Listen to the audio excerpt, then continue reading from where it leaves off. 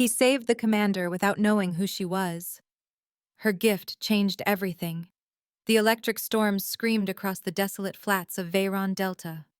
Inside his battered modular shelter, Mason watched a jagged pulse flicker across his scanner, a wild blue arc, strong enough to fry his entire comms array. He'd picked this remote moon for its anonymity and silence, but the price was endless tempests. As the shelter shuddered again, Mason sipped weak synth coffee, eyes glued to the sensor feed. Another bolt ripped the sky open. Mason gritted his teeth, feeling the whole shelter vibrate. "Come on, hold together," he muttered, setting his mug down and checking the seals on the window slats. The scanner stuttered, a static hiss filling the cramped room. Mason's fingers hovered over the controls, tracing the dance of the blue arcs as they stitched the horizon. Then a new blip burst onto the screen, bright, urgent, out of place.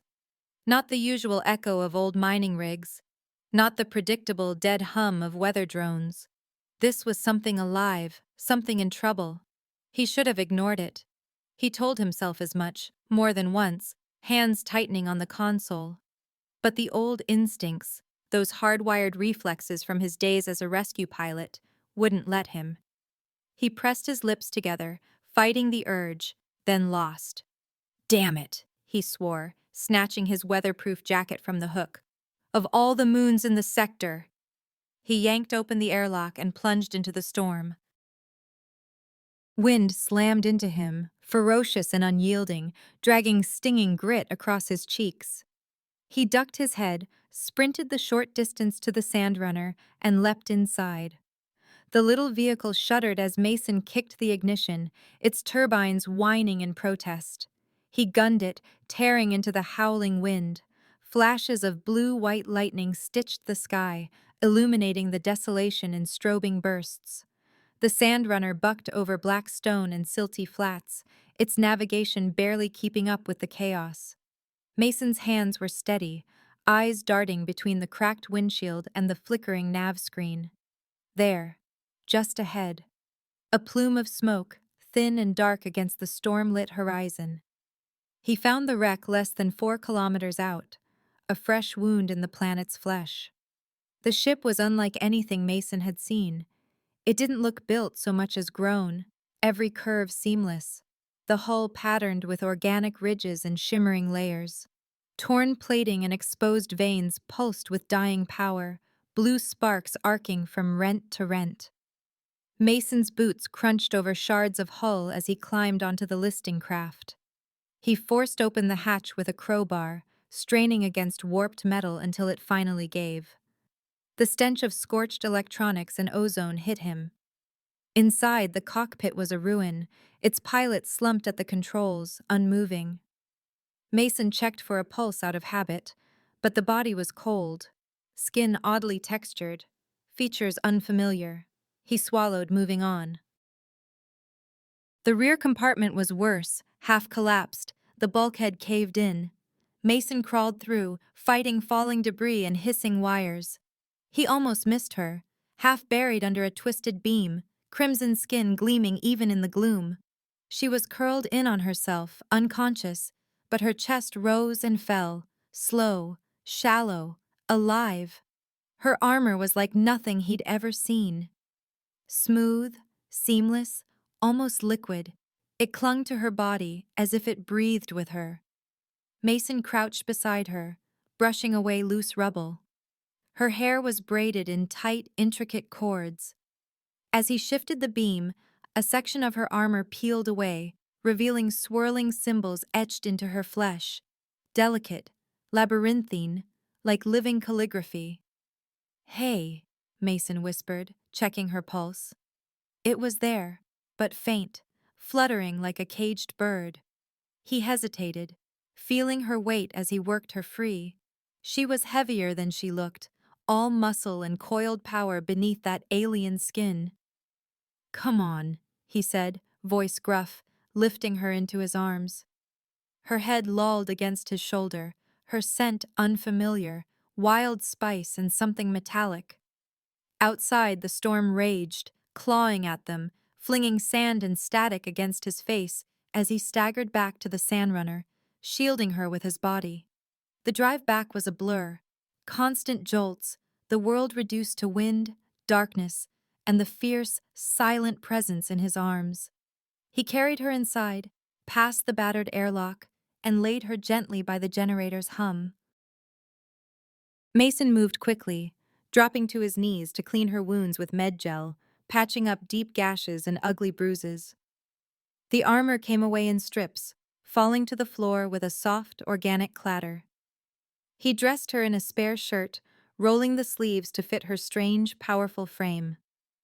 As she slept, Mason watched over her. Her breathing was shallow, eyelids twitching in restless dreams. He settled her onto his cot and wrapped her in a thermal sheet, then slumped onto the floor nearby. Questions buzzed through his mind, crowding out exhaustion. Who was she? What had happened out there? And why did he care so much? The storm raged for days, pounding the shelter with wind and noise. Mason became a sentry, changing bandages, checking vitals, brewing endless cups of synth coffee. The silence, once a blessing, now pressed in on him, alive with the stranger's presence. He watched her, memorizing the rise and fall of her chest, the shifting lines of her face. Sometimes she murmured in her sleep, words he couldn't understand, sharp, melodic, edged with longing. On the third day, she woke. Mason was rinsing a rag when her eyes snapped open, bright gold, fierce, pinning him where he sat. For a moment, neither of them moved. Her gaze flicked around the room, taking in the unfamiliar walls, the remnants of her ruined armor, the stranger before her. He raised both hands in a slow, open gesture. "You're safe," he said softly. She didn't understand the words, but something in his tone made her relax a fraction. She tried to rise, but pain lanced through her side. Mason hurried to her, pressing her gently back. "Easy, easy. You're hurt." He handed her a water flask, miming a drinking motion. She studied him, wary, then accepted. Their fingers brushed, her skin was hot, feverish. For the next hours, they spoke without words. Mason pointed to the food pack, breaking off a piece and offering it to her. She sniffed it, cautious, then took a bite. He smiled, relief loosening the knot in his chest. She tapped her chest, then touched the symbols on her arm. Mason watched, fascinated, as she traced a pattern, a name maybe, or a warning. He drew a crude diagram in the dust, a sketch of her ship, then pointed to himself. "Mason?" he said. She frowned, tried to repeat it. "Ma son." He nodded encouragement. She mimed gratitude, a short, formal gesture, hand across her chest and chin dipped. Mason grinned. "You're welcome." The shelter felt smaller now, filled with unspoken questions. He caught her watching him as he worked, her eyes lingering, curious and alert. When he curled up on the floor at night, he could sense her warmth on the cot above, her scent drifting through the air, leaving him restless and raw. On the fifth night, her fever struck. She thrashed in her sleep, sweat beading on her brow, breath coming in ragged bursts. Mason knelt by her side, pressing cooling wraps to her forehead, coaxing her to drink, whispering reassurance in a language she couldn't understand. Her eyes opened, wild and unfocused, full of terror. Suddenly, her hand shot out, gripping his wrist with surprising strength. Mason froze, feeling the desperate plea in her touch, not begging, but commanding, "Don't let go." "I'm here," he murmured. "I've got you." He stayed with her, holding her hand through the worst of it, fighting back his own fear. The hours crawled by, marked by the rhythmic hum of the generator and the howling wind outside. When the fever finally broke, she lay still, chest heaving, eyes searching his face. Then, without warning, she pulled him down to her, fierce and trembling, her body pressed against his. There were no words, only instinct. Two survivors finding solace in each other, as the storm beyond their walls began to fade. Afterward, silence returned, heavy and charged. They avoided each other's gaze, moving carefully in the cramped shelter. Everything had changed. The air itself felt altered, thick with memory. On the sixth morning, Mason was repairing the vent seals when the world outside darkened. A new shadow fell across the shelter, massive, blocking out the sky. The air vibrated with a deep metallic thrum. She was up in an instant, regal and alert, eyes fixed on the ceiling, every muscle coiled. Mason followed her gaze. Through the slit in the storm shutters, a colossal alien dreadnought hovered overhead, engines rumbling like distant thunder, turning the day to night. A shuttle landed, armored warriors spilling out, their boots striking the black stone with precise, thunderous unity. The squad fanned out in a gleaming crescent, weapons at the ready, their armor alive with crawling bioluminescent veins. At their head strode a tall, imposing female, her helmet swept back to reveal striking angular features, obsidian hair braided with metallic threads. She moved with the authority of someone who had never known doubt. Mason stood frozen just beyond the shelter's threshold, battered jacket whipping in the storm's dying breath. He watched the soldiers approach, weapons trained, eyes cold and appraising. In their midst, Sira straightened, golden eyes narrowing, every line of her body radiating strength. Without hesitation, she strode forward, spine straight, accepting a formal salute from the armored leader. The commander's voice was crisp, echoing through the comlink. "Commander Sira, by the Sovereign's order, we have scoured the sector. The Dominion has not rested. Your return is paramount." Sira accepted the report with a curt nod, her expression unreadable. "Status of my father?" she demanded in her native tongue, voice cold as the Veyron wind. "Unharmed, but unrest grows. Your absence has strained the Dominion's patience." Mason's heart pounded in his chest. He hovered behind Sira, awkward, out of place amid the precision of the Dominion. He felt the stares, measured and dismissive, from every soldier. Sira turned to him at last, her golden gaze resting on his face. This time, when she spoke, her words rang out in perfect, unaccented standard. "The Veyari Dominion thanks you, human." Each syllable landed sharp and clear, as if recited from a script. "Your assistance will be noted." The gulf between them yawned wide, her voice distant, official, no trace of warmth or memory. Mason tried to find the woman he'd held through fever and storm, but all he saw was the Sovereign's daughter. A chime rang out from one of the soldiers' wrists. The commander stiffened, then turned to Sira. "An order from the Sovereign himself." Sira's jaw tightened. She looked at Mason, eyes hardening to amber steel.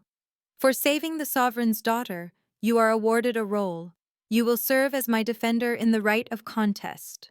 The words struck Mason like a blow. "Defender?" he echoed, disbelief tightening his voice. "What the hell does that mean?"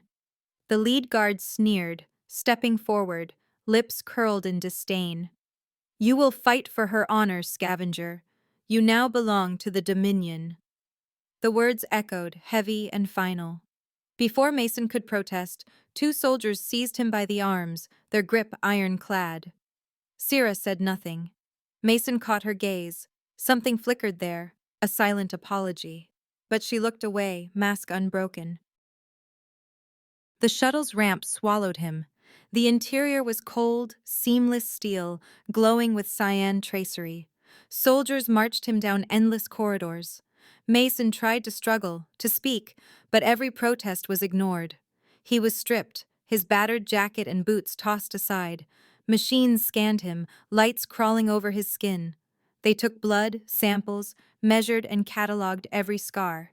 His name, his past, his very self reduced to lines on a Dominion data slate.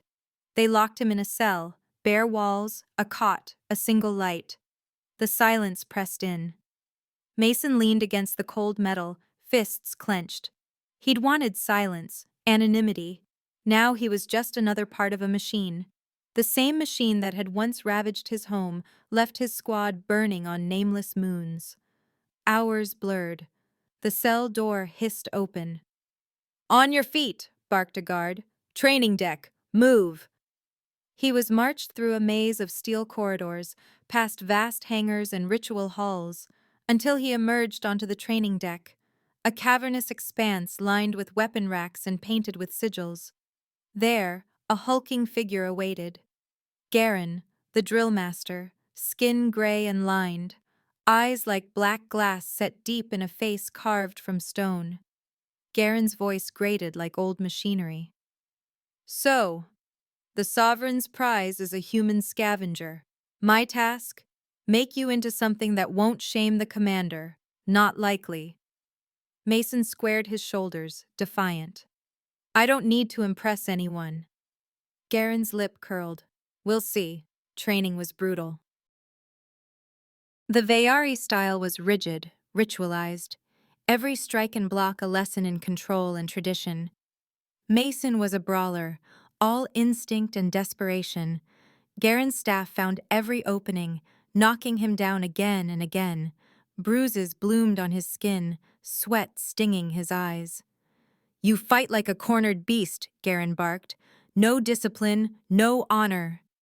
Mason spat blood onto the mat. "I fight to survive." "That is not enough." High above the deck, Sira watched, impassive, encased in her living armor. There was no trace of the woman who had clung to him in the storm, no softness in her gaze. She was the Sovereign's daughter, the Dominion's weapon. Mason burned under her eyes, the memory of their night together twisting inside him like a blade. The days blurred, training, exhaustion, silence. Garen's staff, the guard's stares, the echo of Sira's cold voice. Mason dreamed of the storm, of Sira's arms around him, and woke to steel walls and empty air. Then the day of the contest arrived. The arena was a coliseum of living metal, its tiers packed with thousands of Dominion citizens, faces masked, eyes hungry for spectacle. Drums pounded, echoing off the distant walls. Mason stood alone at the arena's heart, clad in borrowed Vayari gear, segmented armor, too tight at the joints, helmet that smelled of old sweat and oil. Above him, Sira sat on a high dais, surrounded by her father's court. Her eyes found him, cool and distant, a queen above her pawn. Across the arena, the rival champion entered, a giant of a man clad in iridescent black and gold, every muscle outlined in shimmering armor. His steps were thunder, each movement deliberate and mocking. He bowed to Sira, grasping her hand with arrogant certainty. "Once this is done, our union proceeds," he declared, his voice carrying across the sand. "I trust your pet won't embarrass you." Sira's lips barely moved. "My defender will do what is required, Lord Jorak." Her words cut, precise as a blade. Mason's hands tightened on his borrowed spear.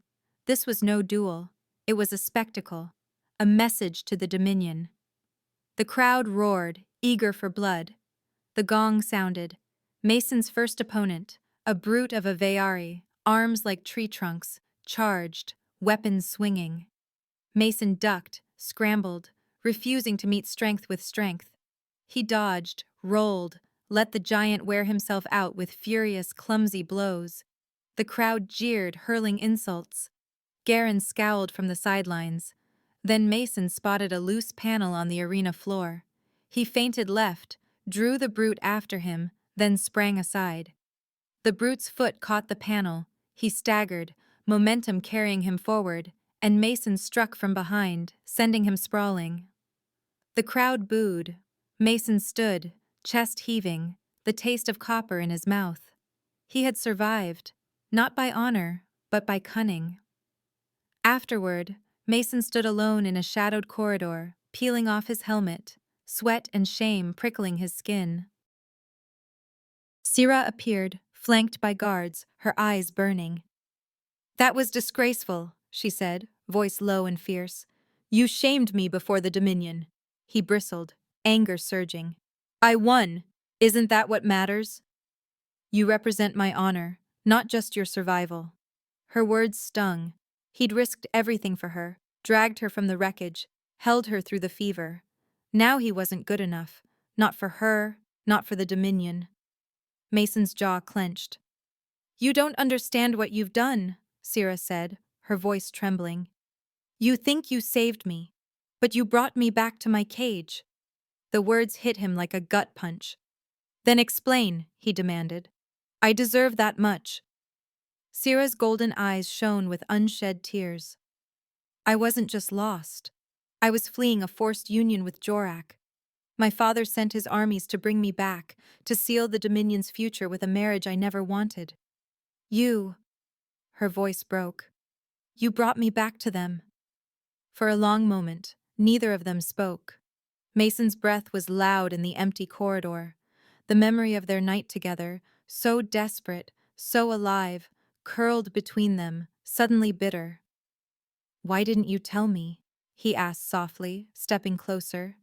She shook her head, jaw clenched against tears. What would you have done? Fought a dreadnought with a sandrunner? Your ignorance kept you alive. If you had known, you'd be dead. He searched her face, seeing not the Dominion's princess, but the woman who had clung to him in the storm, who had fought for breath and freedom. This contest, Syrah whispered, voice raw, is my only hope. If Jorak loses, my father loses his leverage. The right will be void, and I can choose my own fate. No one has ever beaten Jorak's champion. No one. Understanding cut through Mason's anger. This was about more than honor. It was about her freedom, her life. The cost of his reward was another set of chains, for both of them. He stepped forward, close enough to see the shadow of hope flickering in her eyes. Then I'll have to be the first. For a moment, something raw and real moved in Syrah's gaze. Fear, hope, gratitude. Then the mask slid back into place, but he'd seen her true self, just for a heartbeat.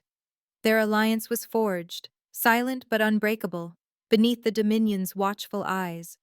Their training changed.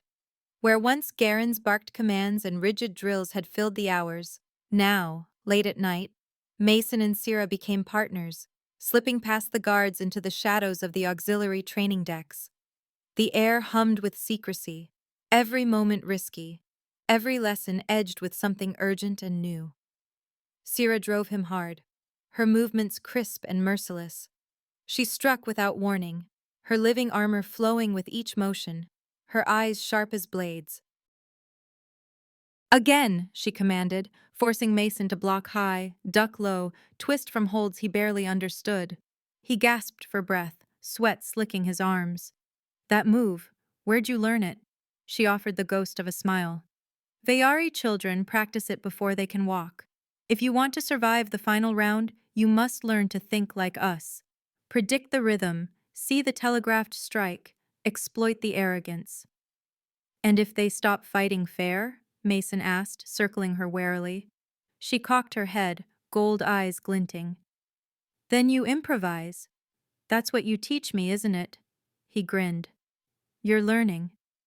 Between drills, she revealed the secrets of Vayari combat, how to spot the hidden glyphs on the arena walls, signals that meant a weapon would emerge or the floor would shift, how to read the combatant's posture for the moment before a killing strike. Our tradition is our weakness, she murmured. We do not expect chaos. Mason, in turn, showed her his way, the art of the unexpected. You can't always know what they'll do, he explained, tossing her a training baton. But you can make them think they do. Misdirection, distraction, survive by never being where they expect. One night, after hours of brutal sparring, they collapsed side by side on the padded mats, breathing hard, bodies aching. Silence stretched between them, charged and intimate. Mason rolled onto his side, propping himself up on an elbow, watching the flicker of dim light play across her face. Her hand found his jaw, thumb brushing the sweat from his cheek. He caught her wrist gently, his fingers circling the strange, strong lines of her arm. "Your ways are reckless," she whispered, her breath warm against his skin. "But they work," he replied, voice low, their faces inches apart. This time, when their lips met, it was slow and deliberate, a rebellion at the heart of the Dominion. Syrah's armor peeled away, yielding to his touch, leaving bare the living map of scars and symbols on her crimson skin. Their kisses deepened, hunger and tenderness mixing, two allies forging something new in the flickering dark. They made love there, urgent and gentle, the world beyond the gym forgotten. For that night, titles and obligations vanished, replaced by hands on skin, whispered names, and the hush of hope. Mason lost himself in the curve of her smile, the strength in her arms, the wild thrum of her heart against his. Afterward, she curled against his chest, her fingers tracing idle shapes on his ribs. "I never thought I would find peace here," she murmured. He brushed a kiss over her brow. "It isn't peace, but it's real." In the days that followed, Mason became a ghost in the arena. Against a beast with bladed limbs, he laid snares of braided chain, luring it into a trap until it tangled itself and fell shrieking to the sand. Against a telepath, he built mental walls, drawing on old scars and trauma the alien could not pierce. The crowd murmured and speculated, the specter, the trickster, the human who refused to fight like any Vayari. Syrah endured the jeers, the sly glances from courtiers, and Jorak's barbed taunts. The rival champion found her in the corridors, flanked by sycophants. "Your human shames the arena," Jorak sneered, his voice echoing in the vaulted hall. Syrah's reply was icy, her head held high. "He wins," she said, "and every victory is a mark against your certainty." Jorak's eyes narrowed. "You defy tradition for a scavenger." "I defend my champion," she answered, her tone ringing with finality. The court whispered, but her public defense tied their fates together in the eyes of the Dominion. Mason knew what it meant. The sovereign's daughter had made a choice. The stakes had shifted. That night, Syrah came to him in silence, slipping into his small, cell-like quarters. No words passed between them at first, only touch, the language of longing and defiance. Her hands trembled as she unfastened his shirt, her mouth finding his in the darkness. Their passion was fierce, urgent, a promise that whatever time they had left, it would be theirs. After, she lay with her head on his chest, listening to his heartbeat. He traced the ridges of her spine, feeling the tension finally ease from her body. "You taught me the strength to endure," she said quietly, "to adapt, to refuse to yield. That is a lesson the Dominion never wanted me to learn." He smiled, tucking a strand of her black hair behind her ear. "We call it stubbornness." Syrah's lips curved. "I call it hope." The semi-final arrived like a storm. Mason faced a core beast, a massive quadruped, its hide dulled to a greasy rainbow, deep wounds leaking viscous, blue-black fluid. Its breath steamed in the cold air, eyes half-lidded but disturbingly clever. The arena floor rumbled beneath its weight. Garen caught Mason before the gates opened, his grizzled face grave. "Don't meet it head-on. Core beasts fight for dominance. Insult its pride. Make it angry, make it stupid." Mason nodded, every muscle taut with anticipation. The gong sounded, the gates clanged open, and the beast thundered into the arena. The crowd roared. Mason circled, spear ready, eyes locked on the creature. He jabbed at its flanks, ducking away as it lunged. "Hey!" he shouted, banging his shield, taunting in every language he knew. "Come on, you overgrown lizard!" The core beast snarled, its wounds weeping, its pride stung. It charged, Mason dodging at the last moment, leading it toward the maintenance hatch marked by Syrah's hidden glyph. As the beast lunged, Mason dove aside, The creature's front claws struck the hatch, which gave way, releasing a jet of freezing vapor. The beast howled, scales crystallizing, its bulk shuddering. It staggered, then collapsed with a ground-shaking thud. The crowd was silent for a heartbeat, then erupted into stunned shouts and boos. Mason dropped to one knee, ribs screaming, vision flickering at the edges. Medics surged forward, but Syrah broke protocol, leaping from the dais and racing to his side. She knelt beside him, her hands shaking as she cupped his bruised jaw. "You stubborn fool," she breathed, eyes shining with worry, and something deeper. He managed a grin. "You said not to yield." She laughed, raw, relieved, and slipped her arm beneath his shoulders, lifting him gently. The gesture, so public and intimate, stunned the arena. In Vayari culture, a queen kneeling to a commoner was unthinkable, a declaration before all. As Syrah helped Mason to his feet, her arms still around him, the crowd erupted again, this time in outrage and awe. She had chosen her side, and all of Vayari saw it. In Syrah's formal chamber, Jorak confronted them, his presence filling the space with the gravity of an approaching storm. He wore his full ceremonial armor, black and gold plates radiating menace, every movement calculated to remind them who commanded fear. He paused in the doorway, a flicker of his hand dismissing the guards with silent authority.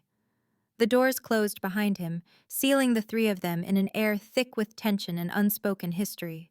Jorak's gaze flicked over Mason, contempt curling his lip.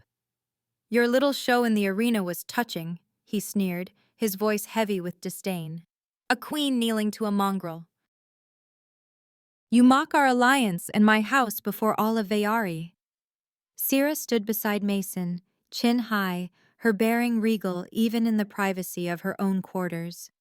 "There is no mockery in honoring the one who fights for me," she answered, her voice steady but cold. "You mistake strength for insult, Lord Jorak." Jorak turned his full attention on Mason, eyes like burning coals. "Tomorrow, in the arena, you will kneel and beg for mercy," he said, each word sharp as a blade. "Or I will see your world razed to dust. Resist, and your people will be declared a blight upon the Dominion, eradicated, down to the last stone and name." The words hit Mason like a physical blow. He tasted fear, real and electric, running down his spine. Jorak's threat was not an idle one. The Dominion had the power to keep its promises. Syrah's fists trembled, her voice trembling with anger and disbelief. "You would destroy entire worlds for pride?" she demanded, her composure slipping for the first time. Jorak's reply was chilling in its simplicity. "Pride is all that matters. It is the law of survival. You forget yourself, Commander." Mason met Syrah's gaze, searching for something to anchor him. He saw fear there, yes, but also courage, a burning resolve that steadied him. All his life, he'd run from war, from duty. But now he had a cause he could not walk away from, her freedom. He straightened, locking eyes with Jorak. "I'll see you in the arena," Mason said, voice low but unyielding. Syrah stepped forward, hand pressed over her heart, her eyes shining with emotion. She spoke with the force of a vow. "He is not just my defender, Jorak. He is my chosen. By ancient right, I bind my fate to his. If he falls, so does my honor and my claim to my father's command." Jorak's sneer deepened, but there was the faintest tremor in his jaw, a sign that she had cut deep. "Then I will enjoy destroying you both," he spat. With a sweep of his cloak, he strode from the chamber, the echo of his threat lingering like poison. The moment the doors closed, Syrah turned to Mason, the mask of command dissolving into raw humanity. Her golden eyes brimmed with hope and fear. "I have spoken the truth at last," she whispered, breath trembling. He cupped her cheek, thumb brushing a tear from her skin. "You just bet the Dominion on a washed-up pilot," he said with a half-smile, heart pounding. She leaned into his touch. "No," she said, voice sure. "I bet it on you." The day of the final battle dawned cold and bright, the arena bathed in silver blue light. The stands swelled with thousands of spectators, nobles in jeweled robes, soldiers in serried ranks, commoners buzzing with anticipation. Above them all, the sovereign sat on his towering throne, inscrutable. Jorak waited in the center of the arena, a mountain in black and gold, energy blade gleaming with deadly promise. His face was a mask of arrogance and certainty. Mason entered from the opposite gate, moving with focused restraint. His armor was simpler, battered but functional. The shock baton and shield he carried familiar tools, extensions of the scrapper he had always been. The bell tolled, resonating through the Colosseum like a summons from fate. Jorak charged, blade humming, every motion promising a quick and brutal end. But Mason sidestepped, refusing to meet power with power. He moved with the lessons Sira had drilled into him: economy, redirection, never letting Jorak dictate the rhythm. Jorak pressed, raining down blows that bent Mason's shield and sent shocks of pain through his battered ribs. Mason staggered, fell, scrambled up again.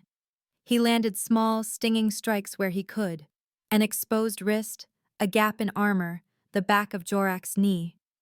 The crowd was silent at first, then murmured, caught in the tension of the unexpected. From the royal dais, Sira watched, fists clenched so tight her knuckles shone white. Every blow Mason took landed in her heart.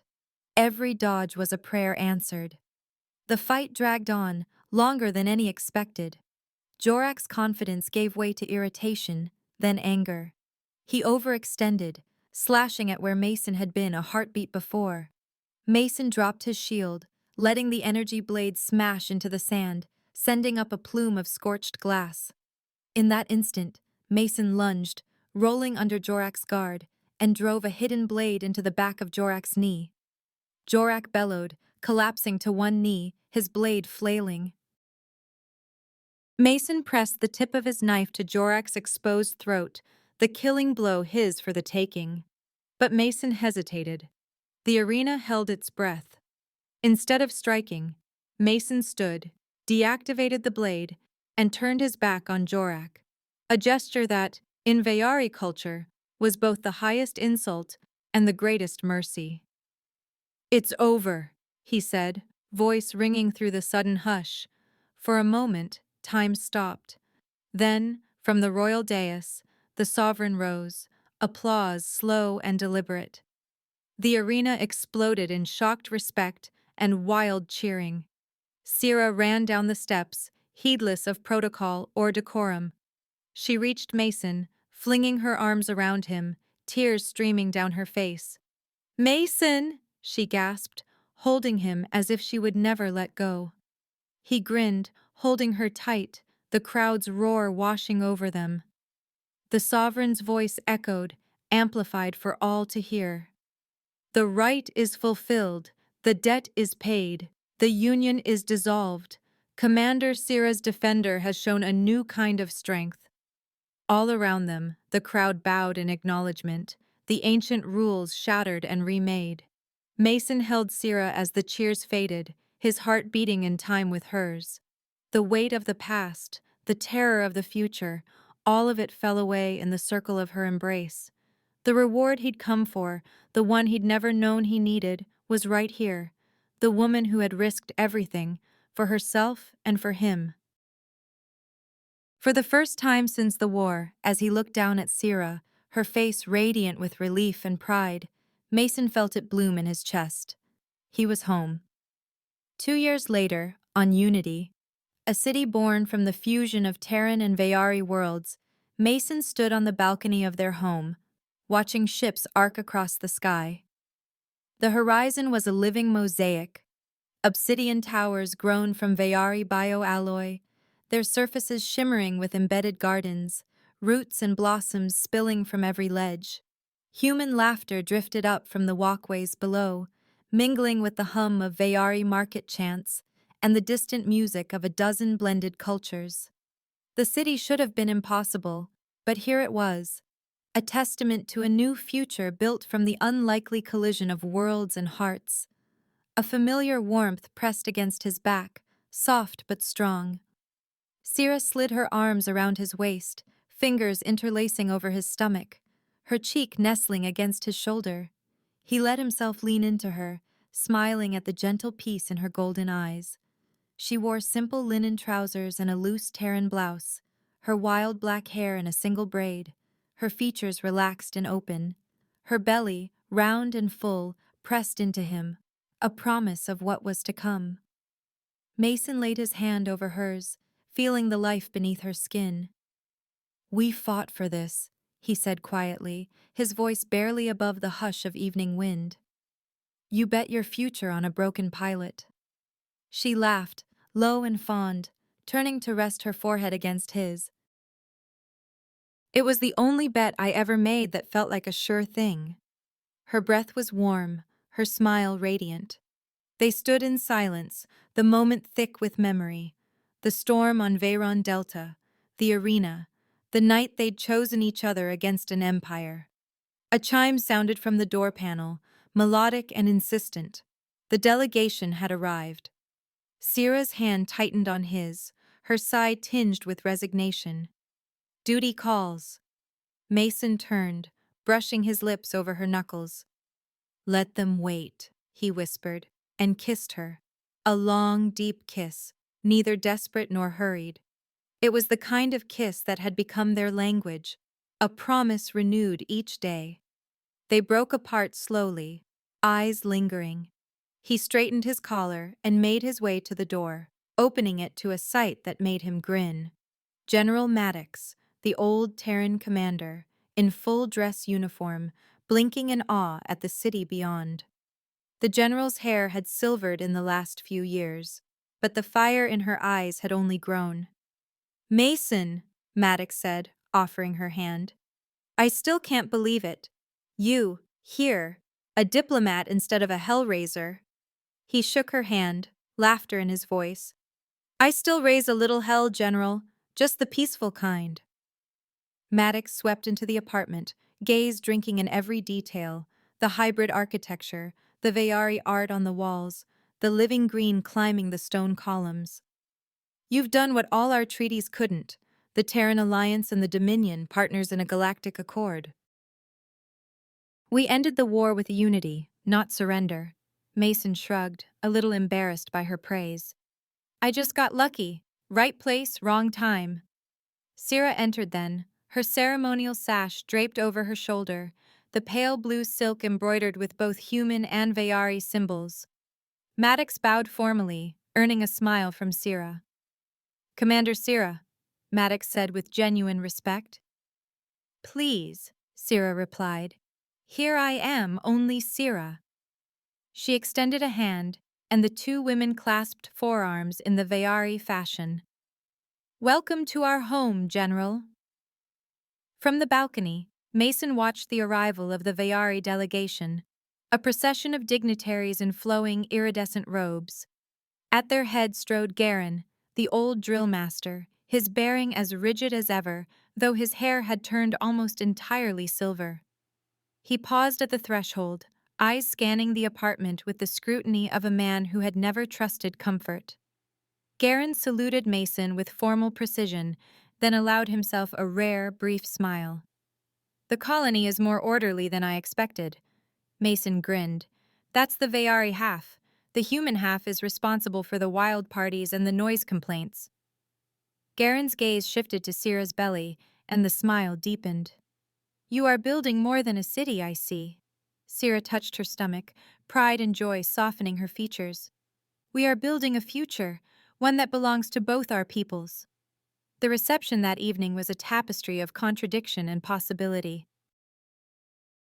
Terran laughter and toasts mixed with Veyari toasts and song. Human children darted between tables, their games watched by Veyari elders with amused indulgence. New music, half jazz, half crystalline Veyari harmony, drifted over the crowd. Garen found Mason at the edge of the celebration, 2 glasses of glowing green liquor in hand. He handed one to Mason, then raised his own in a salute.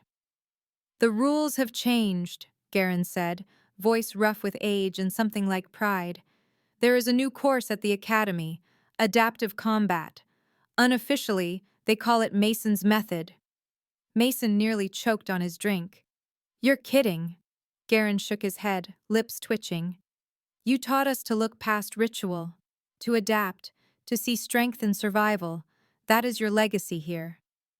Mason looked down at the swirling liquid in his glass, moved in ways he couldn't name. "Glad I could help, even if it was mostly by accident." Garen's tone turned grave. "You showed us the difference between pride and true strength. Mercy was once considered weakness. Sparing Jorak in the arena, that was a deeper defeat than any death. He lives now in exile, a reminder to all of what strength truly is." Mason felt the ghosts of that day. Jorak's sword, the silence of the crowd, the moment when everything could have ended in blood and instead began again. "I only did what Sira would have done. What she taught me was possible." Across the room, Sira stood in animated conversation with a cluster of Terran and Vayari officials, her laughter bright, her gestures decisive. She was already planning new missions, rebuilding disaster worlds, leading joint rescue teams, shaping the first generation of a new, united era. Mason watched her, awe and pride mingling in his chest. A young Terran aide approached, nervous and earnest. He wore the insignia of a junior officer, his uniform crisp, his eyes wide. "Sir," he ventured, "my parents fought at the siege of Calix. They said you were the best pilot in the fleet. It's an honor to meet you." Mason smiled, a little shy, the weight of the past finally feeling light. "Thank you," he said.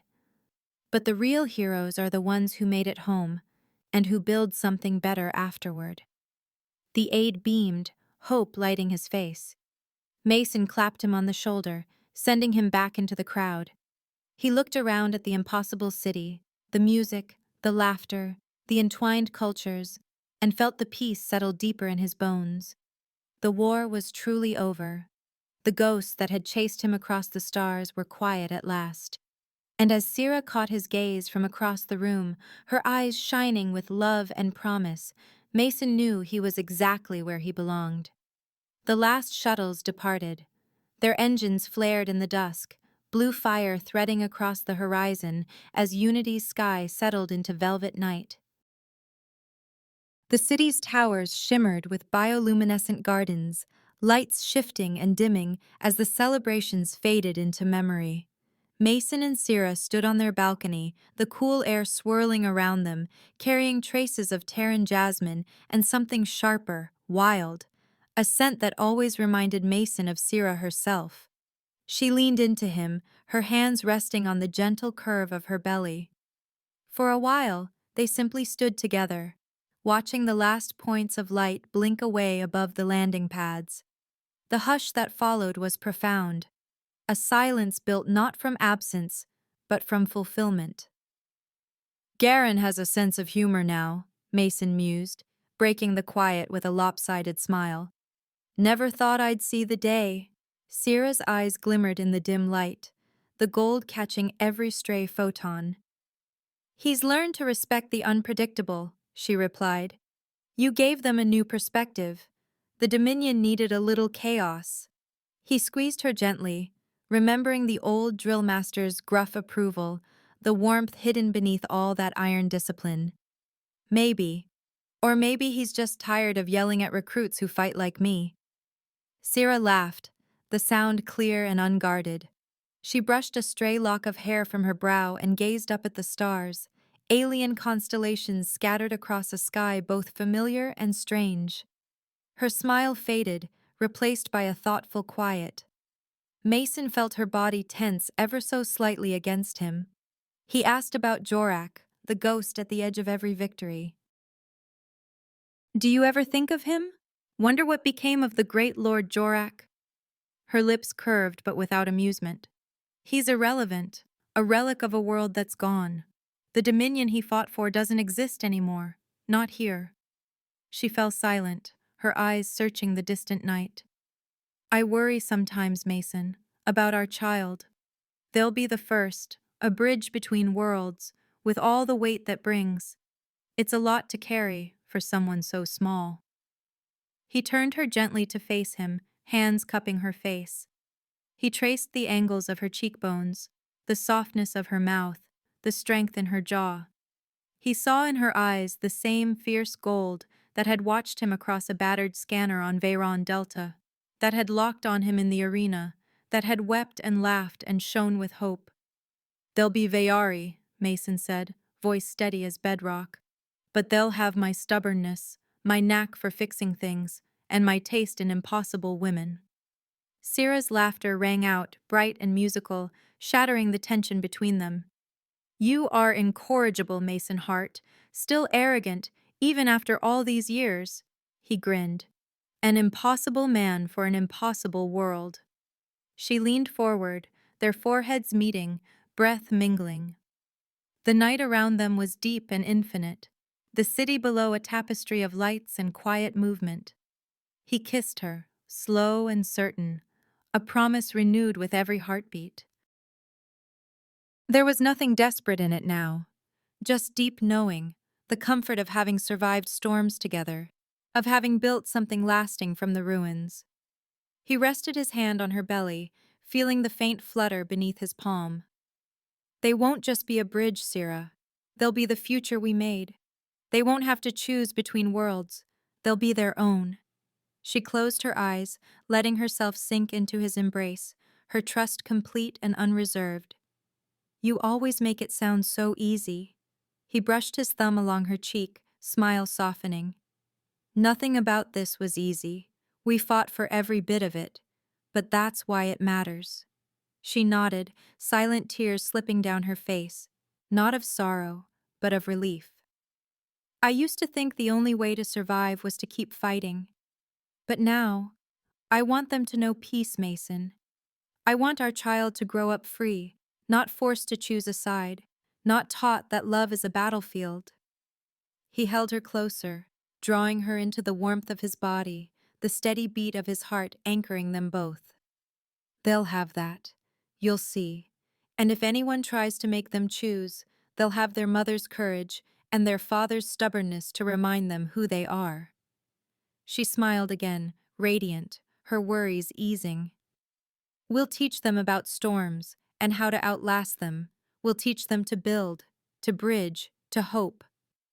"Maybe they'll teach us something too," Mason said, voice low with awe. "How to truly begin again." They stood like that for a long time, wrapped in each other, the world quiet but alive around them. Mason felt the past settle behind him, war, exile, heartbreak, while the future unfolded before them, uncertain but bright. Syrah's hand covered his, steady as sunrise. "The storm has passed, hasn't it?" she whispered. He nodded, pressing a kiss to her brow. "The fight is over. The reward wasn't the end, Syrah. It was the beginning. Everything after is the life we choose." She closed her eyes, leaning into his touch, letting herself be held. And Mason, beneath the strange stars of the world they'd built together, finally, truly, felt at home. This brings our story to a close. Don't forget to hit subscribe, give the video a like, and share in the comments which part you enjoyed the most. Our team will truly appreciate your support. There are plenty more exciting stories waiting for you on our channel. See you in the next video.